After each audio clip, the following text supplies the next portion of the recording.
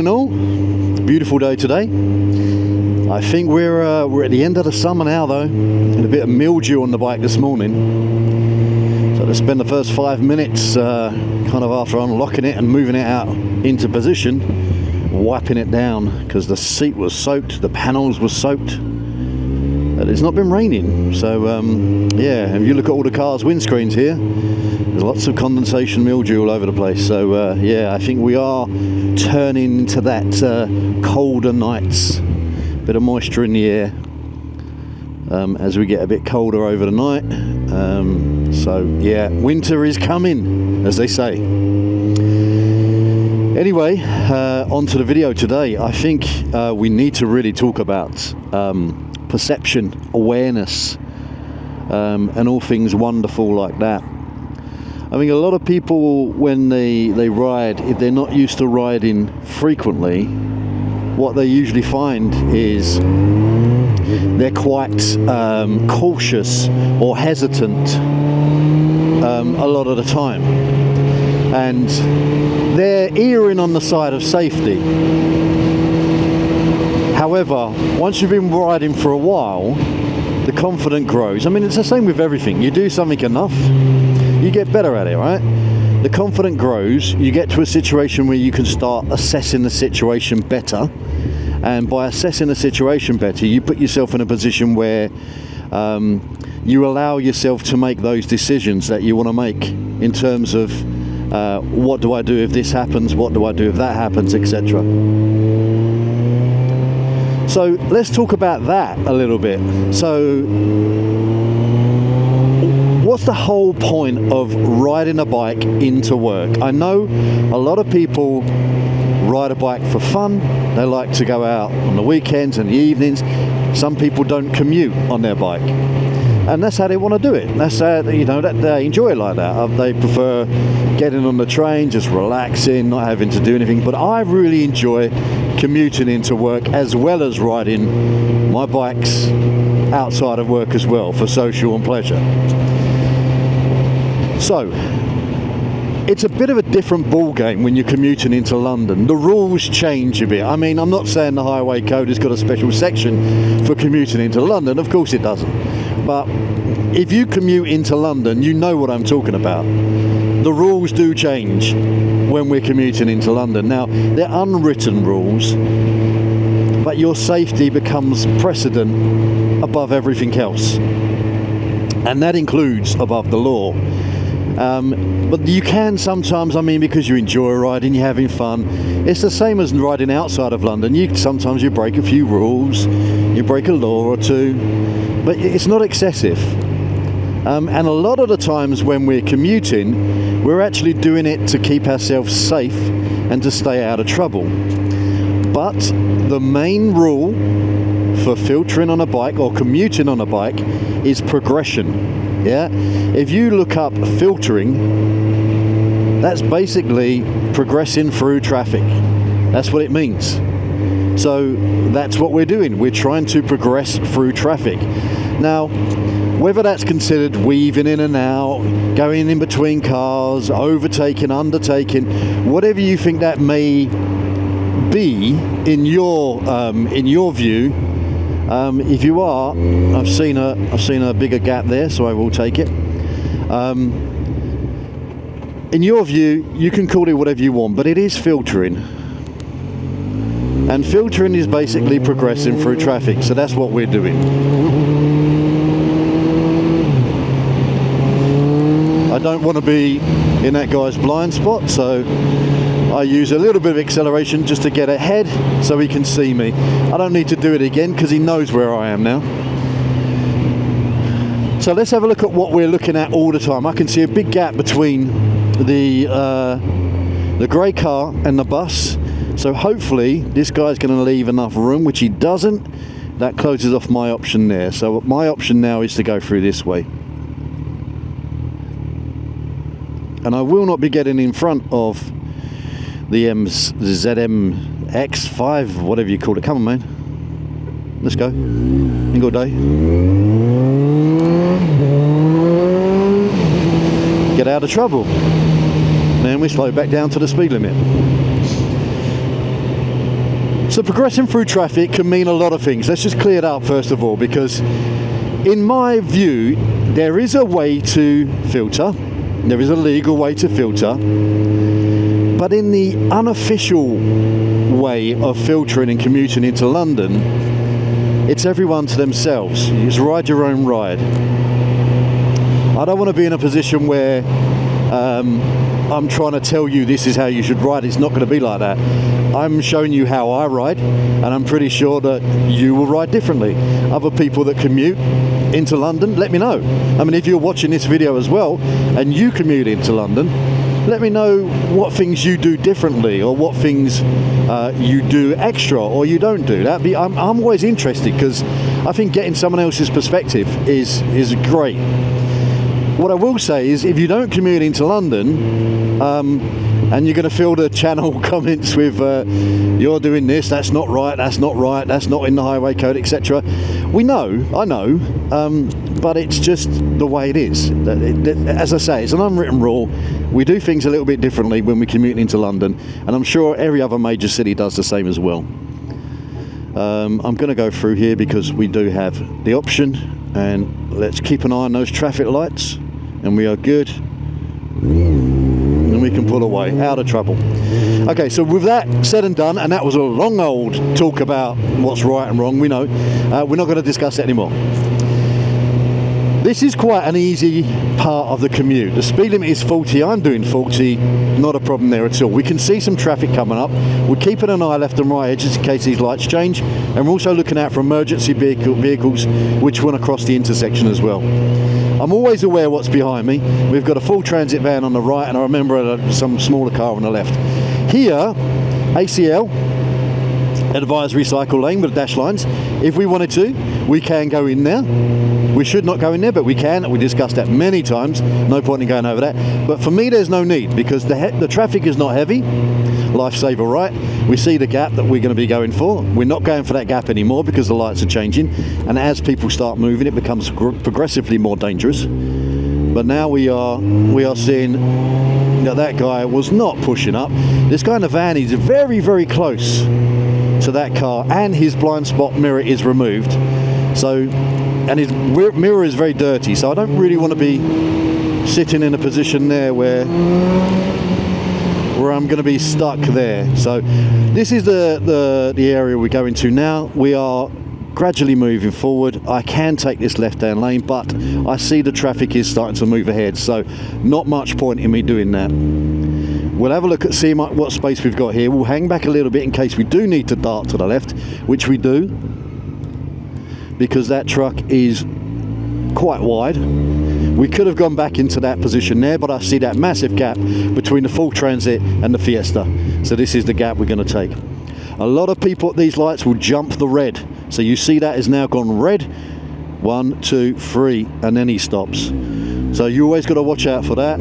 Double checking, lifesavers. Looking at these lights are green. Now they're amber. So I'm moving over to see, okay, what options do I have? Ideally, I want to be in the first 2 lanes. But I've got myself in a position now because there was a car coming up the inside of me, and it would have been safer for me to just stay in this lane. I can always use my acceleration to get over. This van tells me that he probably wants to turn left as well. So let's get out of trouble quickly. Use your speed when you need to, but you don't need to be riding like an absolute nutter to progress through traffic.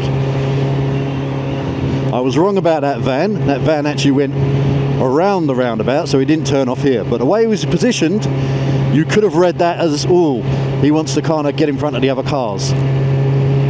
So there's lots of different options to trying to anticipate or predict what riders or what car drivers are going to do. Any vehicle drivers, actually, drivers or riders. And we need to kind of put ourselves in those situations to learn the outcome of those situations, because every situation has multiple outcomes, and you cannot understand what the outcomes will be if you've not done that situation, if you've not been in that situation multiple times, tens, hundreds of times. It's only then that you know, okay, well, the most common possibility for this scenario is A, but there are other options. I've seen B, C, D, E, and even F. And because you're aware of what the possibilities will be, you can predict them. And when I say predict them, I don't just mean, oh yeah, I knew he was going to do that. Because we don't know he was going to do that. We knew that that was one of the possible outcomes of that scenario. Now, we're not actually predicting, we are reacting.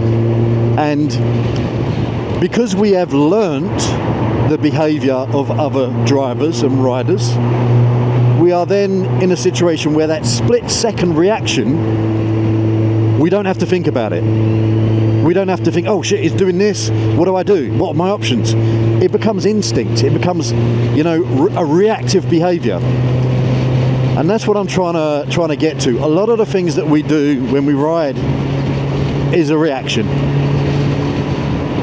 Yes, I mean, I'm sticking to a lot of the rules that I'm trying to keep myself in this guy's wing mirror so he can see me. And when I want to pass him, I will use my acceleration to get out of that blind spot very quickly. And here, I want to progress through traffic. There's a massive gap between these two vehicles. I know the Corsa hasn't seen me, and I don't know what he wants to do, and I am a bit wary about the bump on the back of his car.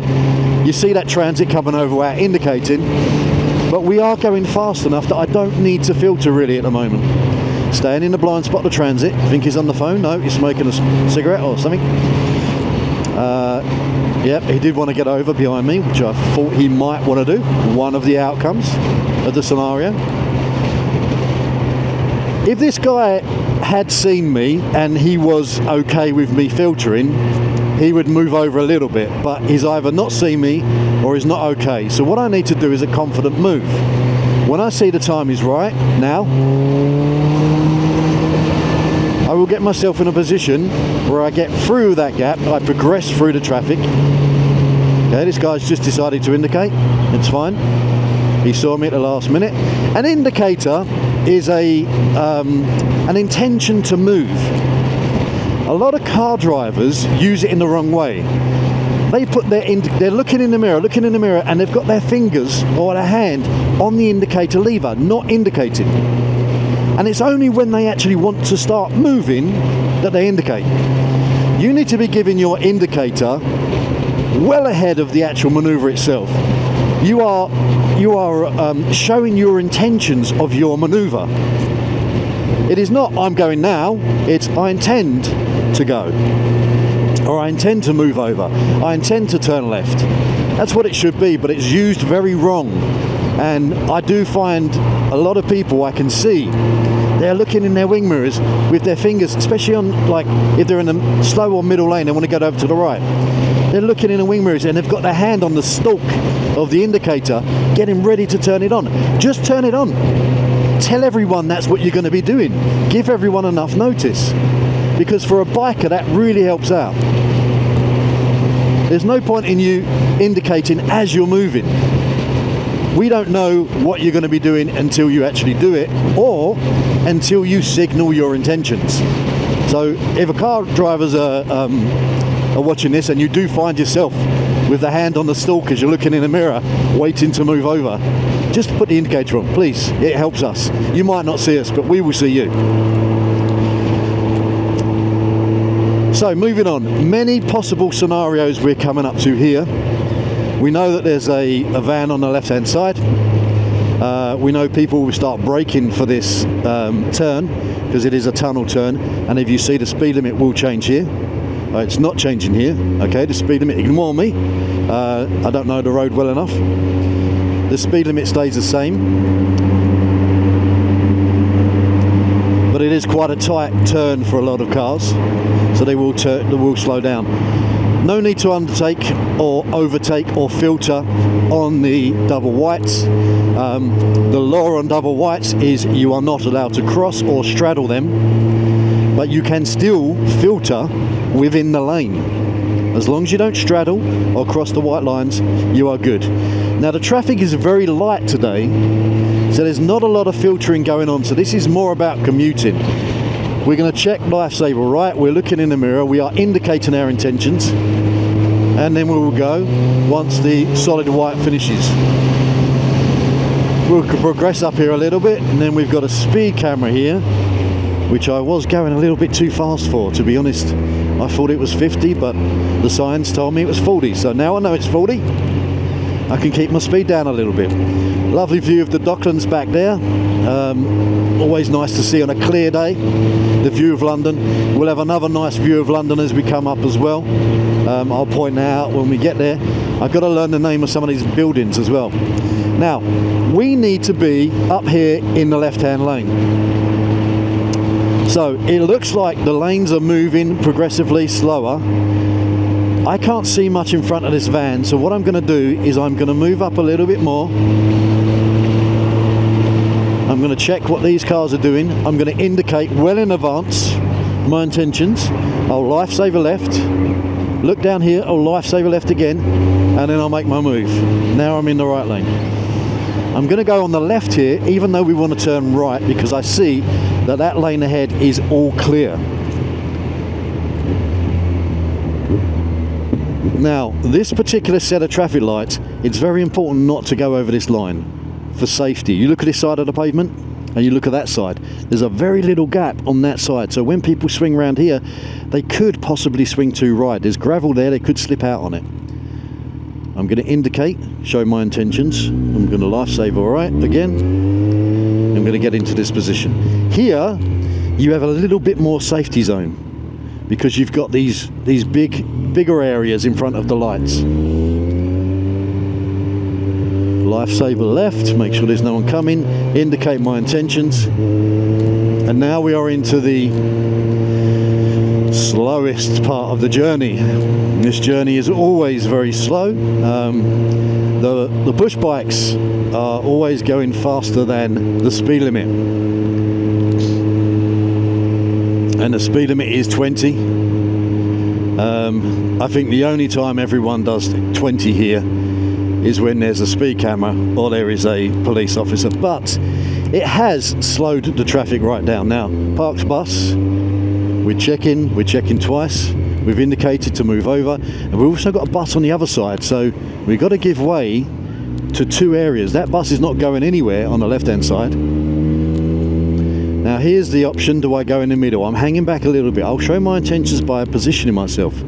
That gives me enough room now to get through. Even if the guy didn't see me, I do have enough room. Holding back sometimes will give you more options. If you're too close to a vehicle in front of you, you are limited to what you can actually do. And if you're limited to what you can actually do, if a scenario arises, let's say he brakes quickly, he wants to turn quickly, you are very limited in the options you have for that scenario as well. So try and give yourself as many options as you can at all times. This guy's turning right, so I'm lifesavering left just in case he changes his mind, or I'm checking my left mirror. Here we've got some traffic lights coming up. These two cars are side by side pretty much. There's no way of getting through them, even though we're doing 10 mile an hour. So I will wait. I think now is not a good option because there's a transit van. On the right hand side I'm looking, I see my options there. I will overtake. There was no right hand turn in there, so I didn't need to worry too much about any vehicles turning right at the last minute. 19 miles an hour. Oh, whoever thought that 15-20 years ago we'd be commuting with a maximum speed of 20 miles an hour. That's crazy. Bus is pulling out, and then we have these chevrons. Now I can quickly accelerate and go through that gap, but there's no traffic up there. I'm not really saving much time, and the chevrons, the coned area is not for a long duration. I'm not going to be sitting here in this coned area. It opens up now, so risk versus reward as well. You've got to think about, what is the risk of doing something and what am I gaining from that? Is another thing that you should be putting through your head. Scenarios here, that guy looks like he's creeping to the right. Maybe he wants to get in the right hand lane, maybe he doesn't. Lights have changed. I need to accelerate a little bit. I'm checking left hand side lifesaver. The traffic lights have gone red. That guy's not too close behind me, it's going to cause a problem. So we brake. If the guy was speeding up my arse there, the option would have had to be go through the amber, because safety first, right? You don't want to be in a position where there's a guy speeding up behind you that you've just overtaken, you've cut in front of him, and then almost done like a, you know, an emergency stop in front of him. So brake checking is what I'm talking about there. Left and right here, making sure there's no emergency vehicles coming. And then check your mirrors as well to make sure there's no bikes whizzing up inside you. Indicating right to overtake this parked vehicle. And then I'm life-saving left to get into the bus lane. It's a very clear day, and very soon we will have a lovely view of the City of London. You can see the Shard, the top of the Shard there already. Let's see what we got here. We got a biker and a bus. So the bus is indicating right, which means I will probably need to get over as well. But I don't actually know what the bus is doing, so I'm going to just hold here. Okay. So what we're going to do here is get ourselves out of trouble. We don't want to be stuck between these two vehicles. We're going to whiz and weave a little bit. And then we're going to get back into this lane. No one's behind me. Watch out for bikes merging here. Watch out for this car, might want to turn left up here. So let's get just in front of him so he can see us. And then we can just hold our speed down again. Guy on the phone here. Is he on the phone? Riding with one hand on the phone? Or is he taking a video? Hi. I'm on camera. Hi, Mum.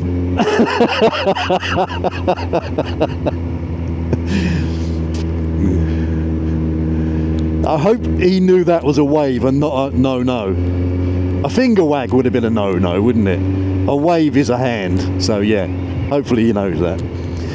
Anyway, we are going through. We are progressing through the traffic, even though there's no traffic this morning.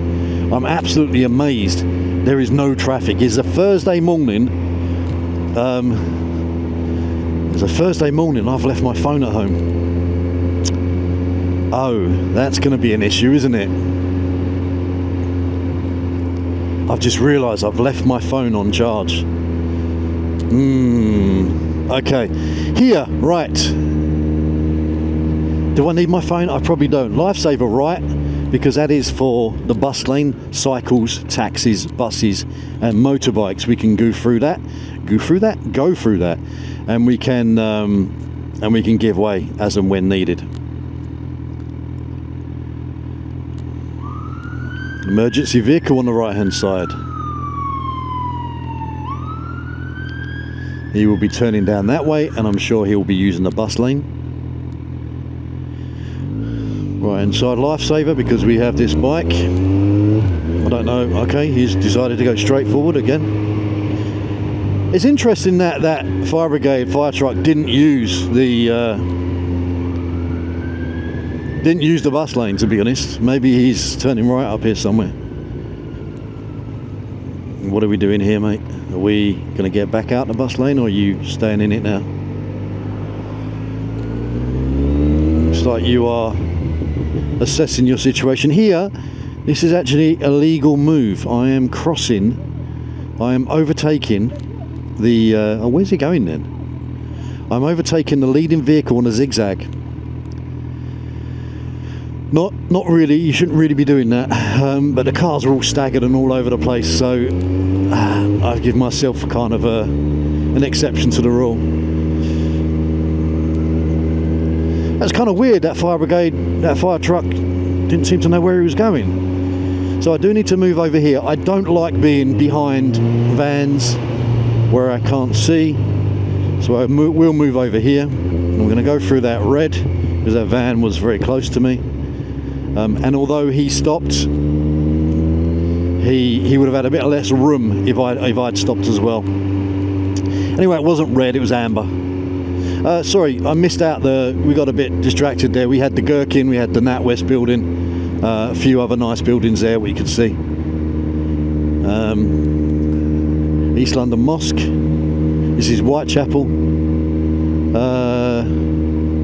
We have a fair few things here going on. Community officer. I don't know why he's sitting there. I mean, like, why don't you filter? So here I need to try and figure out what the best option is. Now I know I've got one bike behind me.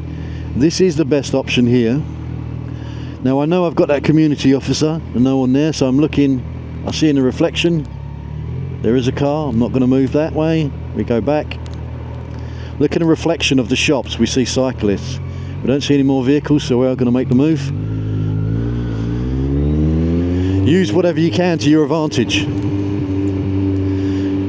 Leaving loads of space on the right hand side. The lights are changing to red. Does that give us an option to get in front of the highway maintenance vehicle? It does, and it also gives us an option to get in front of this one. So we will sit just here. This is great. No point in going there. We're not gaining a great deal from it. I'm sure I'll have enough room past the Kia as we get up here to the truck, to the dump truck, and we'll be able to progress on our way.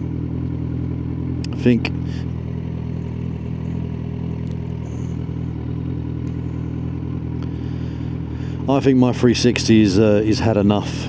It keeps turning itself off. Not sure how long that 360's been off. Apologies if you've missed loads of footage and you've just seen the Pinnacle Moto logo down the bottom. So these cycles are not really helping, are they? I mean, how was he to know? Now, good thing is he's left me loads of space here, which is great, which gives me an option to come here.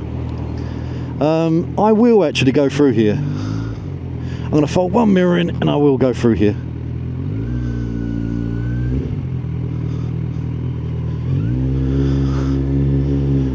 Fold that mirror back out and we're on our way. Here I need to get over to the left. I will do it behind this car and then I will filter past the car. Options to get in front of that truck, not a good one. Not a good one without actually crossing over the line, so we will stay here. And when you're going over there, if you get caught going through that little space, which you have to do slowly, if you get caught by the lights, he's not going to see you, is he? He doesn't expect you to try and squeeze through a little gap and get in front of him going past the white line. So you've got to think about these scenarios. Is it worth the risk? No, that one, there's no reward for that. There's a red light, everyone's going a bit crazy there. Let's see how close this guy gets. Now I've got the option. I've got the option to get in front. But I will go around here.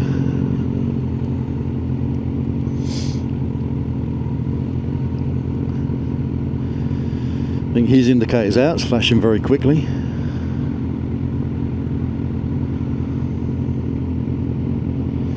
GSX 650.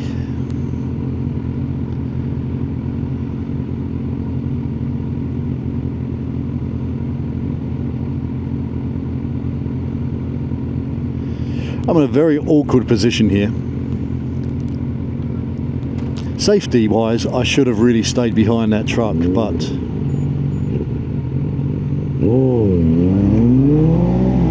was it a race now? Are we all racing or something?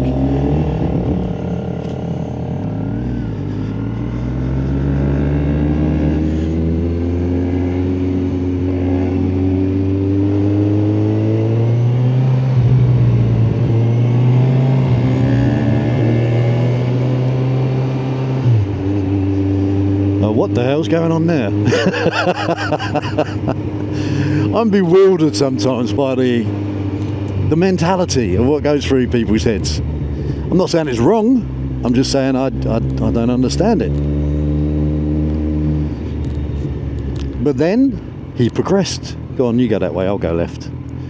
He progressed through traffic. You're just going to go through a red anyway, right?